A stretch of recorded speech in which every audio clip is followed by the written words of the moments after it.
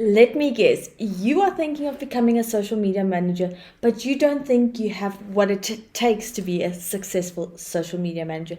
Let me let you in on a little bit of a secret. I do not have a marketing degree and I do not have a social media degree. Hi, my name is Natanya and I help early stage social media managers sign their first client of many by helping them zone in on their superpowers, create content that builds demand, overcome sales objections, and get kick ass results for their clients. I went from having my dream job as a cluster marketing manager for a major hotel group here in South Africa to full on freelance social media manager in March 2022. So let's get right into today's video of how you can become a social media manager without having any experience. One of the biggest myths that really gets under my skin is thinking that you can become a social media manager just by scrolling on social media the whole day and posting stuff like Happy Monday. Let's be honest, you need to have some sort of understanding of how social media works. Whether you are watching YouTube videos, whether you are taking courses, you need to understand how it works, what doesn't work, how to keep up with the algorithms. And one thing that I always recommend that will help you stay passionate is think about social media management, and if you could do this for the next 10 years, could you do it for free? If you are saying no to either of those, I would not recommend that you become a social media manager. And as hard as that is, you need to have passion for it and you need to have dedication for it because nothing happens overnight on social media. I want to share with you today the 5 tips that you can implement today to position yourself as an expert in your niche on social media without having any experience. Step number 1 is to find your niche. Be very specific who it is that you help and how you can help them and what the results will be.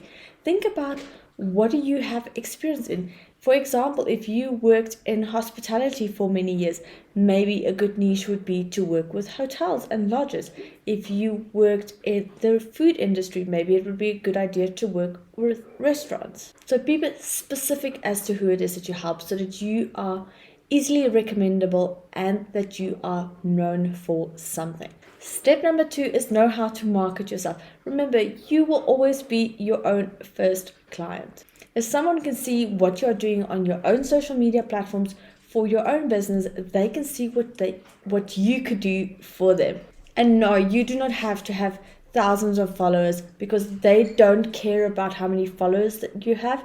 They want to see the results that you can get them and how you can help them grow their own business. Step number 3 is pitching to clients. And pitching on social media alone is not going to get you that steady income, especially in the first couple of months of being a social media manager.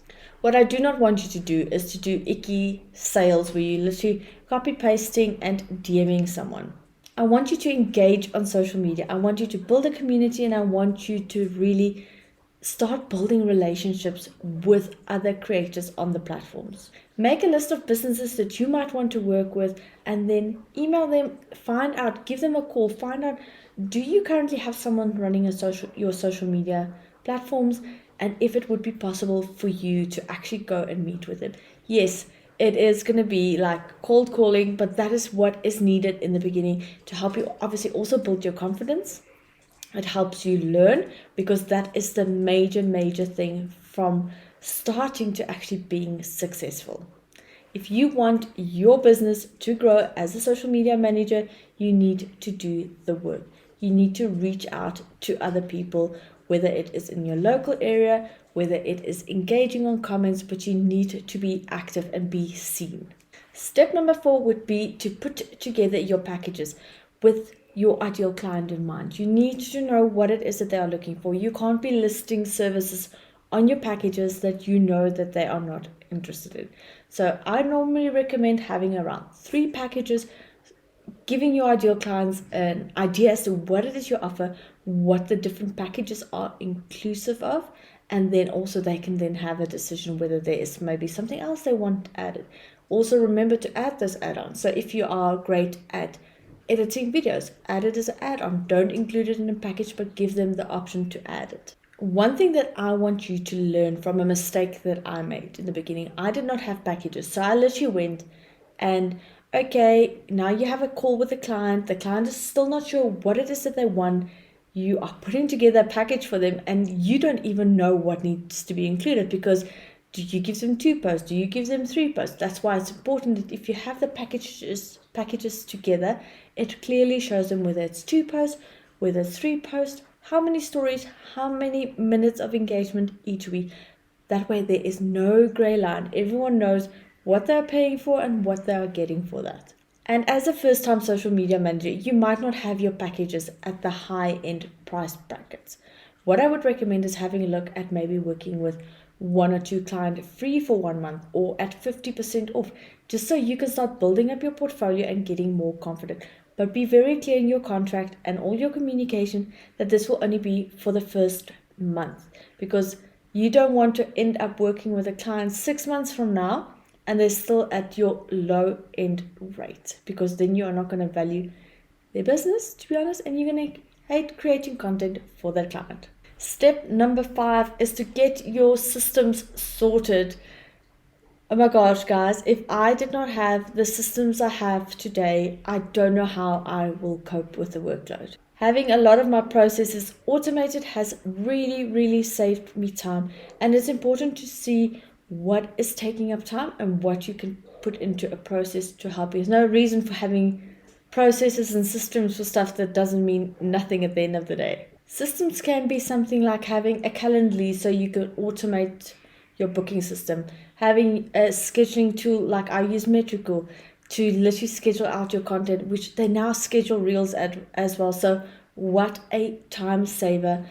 Making sure that there is a clear communication, a workflow of how you create your clients' content, how you get them to approve the content, and then scheduling it out so that you don't have to do all those little things.